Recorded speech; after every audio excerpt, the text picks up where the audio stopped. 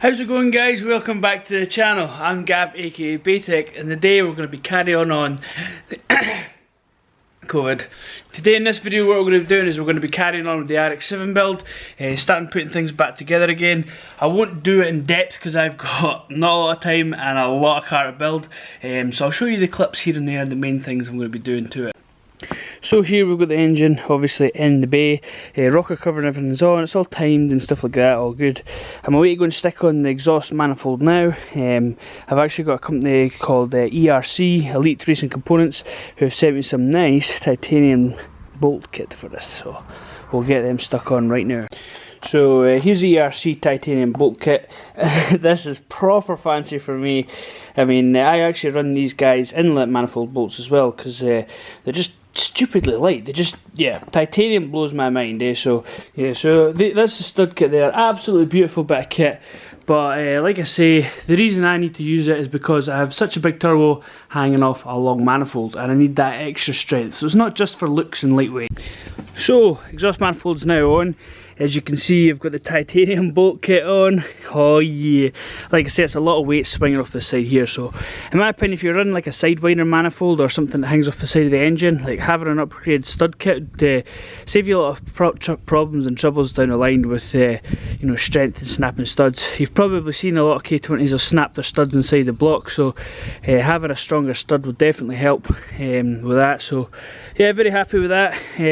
Super strong, lightweight. Obviously studs and nuts compared to like an actual bolt, you get more of a torque on as well, and because you're not screwing into the aluminium thread, obviously it's more clamping force. So yeah, that fits on there nice. So on to the next stage, which is probably might start on the inlet manifold. Got the tunes blasted now. It's no secret that I'm going to be running an 8 injector inlet manifold that obviously I'll be making myself.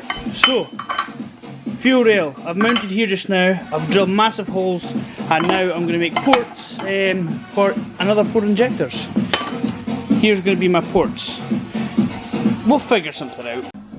So what I've done here is I took the bosses I made up with a bit of pipe, I put them in the lathe and I made them flat and true. Then I've glued them onto the fuel rail just to make sure they are straight, and then I'm going to tip it over obviously and put it into the holes, so that way I know that when I put the injectors in, they're going to line up with the fuel rail properly and the O-rings will sit nice and neat. Well, that's the theory anyway, but these seem to be falling off pretty easy, so hopefully it'll stay on long enough for me to get a tack on it. So you can kind of see the idea I'm going for here. Obviously 4 injectors here, 4 injectors here, but I need to work on angles and stuff like that, and I'm definitely going to have to make some adjustments with the hand port and machine just to kind of get it all straight. Well, it kind of worked. It's all like straight and true, like, so I think we'll give it a bash at that. Get these things welded up. Some amount of gaps have to try and weld up obviously, but if it's straight, it's straight. As you can see, it might look strange how it's coming in at the side of the runner, but if you look actually down the barrel, it is actually going straight into the engine to follow the same pattern as you know, the ones in front of it, straight into the ports. So we're looking in a good place right now. So what I need to do though is weld around the back of them, which is going to be a bit of a chore, but they're down at around about the right size I'm going to go for. Once they're done, then I'll drill them, so that'll be pretty nerve-wracking to make sure it seats properly. So there we have it, all welded in, right the way around, all fine. So now we'll flatten them off and then I'm going to drill them. I made a wee drill bit somewhere, I'm not sure where it is, but I basically just cut a little bit. It was a 14mm one because it's 40mm O-rings, and I cut a bit of a taper on it on the lathe, so as it goes further down it tightens up onto the O-ring to make sure there's no leakage. Whoo-wee! Well, that turned out way better than I was expecting it to. So that is going to work an absolute dream. So obviously have a stock fuel rail with 4 injectors there, bolt it all on. That'll just bolt on. This one here I need to make a bracket somehow. I might mount it onto here, maybe put like a wee L bracket here, or I can't really do anything else but that. So I've just whipped up some bosses, just basically bar, and I've drilled in the middle of them and I've threaded them as well. So I've made a few because I'll use 2 for holding down this rail. I'll probably have a bracket off here onto it, but I've also got another 4 here for making into intercooler. So just bobbins and stuff I'll weld on, just stick them onto the intercooler and just, oh yeah. Oh, some people are going to be absolutely screaming at the phone. Actually, I assume most of these don't use computers for YouTube nowadays. Okay, that's the best thread that has ever been cut. Yes, look at that. A thing of beauty.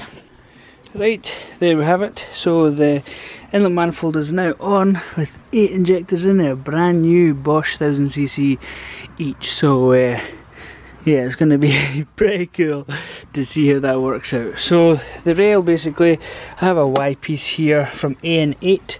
It'll go to the 2 feeds, it'll run through there, and each one will go to either side of fuel pressure regulator.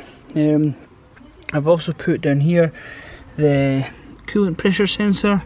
I've also got the fuel pressure sensor there, oil pressure sensor there, and yeah, it's coming together. I've put this housing on here as well, and also if you look underneath here, down here, if I point to it, knock sensor is on. So yeah, making progress. So everything's looking good. And who's this? Oh, that's Connexter.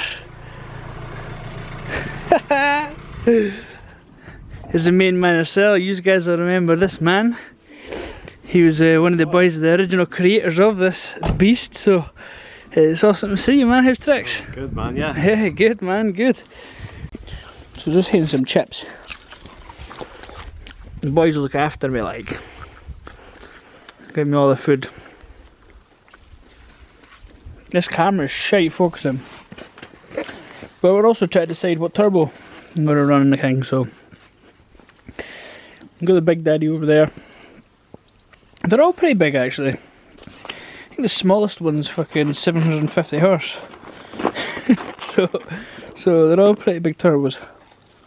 But considering this one, the 3584. So there we have it, we have that turbo on, so that'll be good for running in. EGTs are all in, fuel rails are all in. Making progress. So what I've done now is mounted the radiator and the intercooler and the fan there. That's a fan off a Volvo, just a random one from the scrapyard. I just use these because they've got a fan controller on them, so I can control variable speed.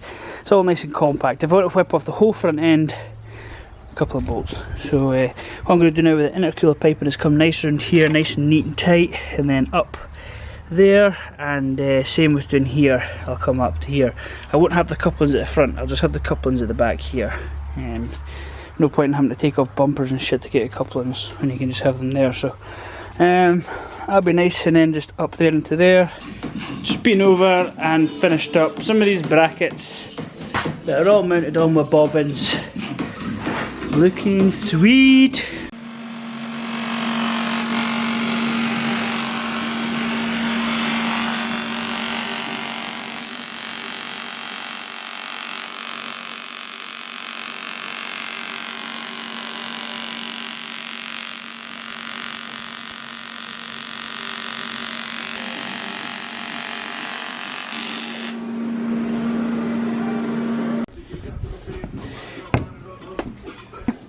Getting there, like I say, solid pipes right round into here, so just need to connect up either side and start looking at coolant pipes now for radiator. First pipe is in. As you can see, I'm using the ERC clamps. I like these because they're really nice and simple.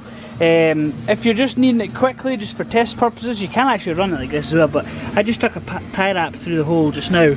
Normally they run these pins that go through, and they're like a little quick release with a ball bearing in them. But I'm just using it with tie wraps just now. I've not used it on this one here because I'm going to be swapping the turbo for testing and stuff like that, so just to keep it universal fitment, just a 3-inch reducer, so I can put pretty much any of my turbos on there. The 3-inch from the G42, the 2.5-inch from my 35s, and the 30 series is like a, is that a 2-inch? I think it's a 2-inch. So yeah, but anyway, onto this side now. That's going to be a bit tricky, so I'm probably going to have to come this way with the bend, this way first, and round and then in, because I don't want to have it too tight at 90, which will look a bit pants. And Cameron, my little brother, has cut me up some pie cuts. Holla. Progress has been made. Coolant pipes are now in, so just need to go over with Jubilee clips and get everything neatened up and tightened up, and yes, we're getting there. Progress. Next thing we're going to be doing is the exhaust. So laid that there just now. I'll jack the car up, put that under, and then going to start on the downpipe. Wastegate time. Here's the good old gate I used in the last setup of the RX-7. It worked a treat for me actually. It used to be black obviously. It's obviously taken a beating over the years, but it survived, and that was one of them eBay gates, so that worked good. I've got some eBay gates here as well, the 50mm style ones, but I need to clock some housings around for my fittings and stuff like that to be out of the way. So obviously you've got this one piece that's in here, and then if you look underneath you've got 3 other screws. Take them screws and you can spin the housings around just wherever you need it. I've taken this one apart because I'm stealing all the springs to put into the one, because I want like a 1.2 bar wastegate pressure or something. So a wee tip when doing these wastegates, obviously in here is so hot that your thread locker and that doesn't normally work. So what I actually do, and a lot of people call me a little bit crazy for it, is this. I actually take the thread and I get a hammer and I bash it down to flatten the threads. Now I know you might be thinking I'm crazy for doing that, but I was taught that from a guy that done F1 cars. In some places it's too hot for any sort of thread locker. Sometimes vibration washers just won't do it. Sometimes just damaging the thread a little bit past the start will help it stop rattling out. So it's been pressing down for literal days, but we're getting there. Downpipes now on, turbos now on, all the fittings, feeds, stuff like that, so it's coming together. Oh my god, it's absolutely pissing it down. I'm drenched, Cameron's drenched. It's absolutely disgusting. We just pushed the car around. This welded diff's a nightmare trying to manoeuvre it, so we're going to jack it up now and mount the gearbox oil cooler. So there we have it. Underneath the car, got the gearbox cooler on there now, fan controller up the top, and lines running into the top of the cooler. So that's going to do it for this video anyway. It's been a long one, got loads of stuff done, really happy with the progress of the car. Lines are pretty much done. I need to do a few lines up the front, just the Y piece that goes into 2 different rails, and then it's onto wiring, but that's going to be in the next video, and hopefully in the next video is going to be the startup. So anyway guys, that's better. Clean the camera. You guys stay safe, take care, and as always we'll catch you in the next vid. Cheers.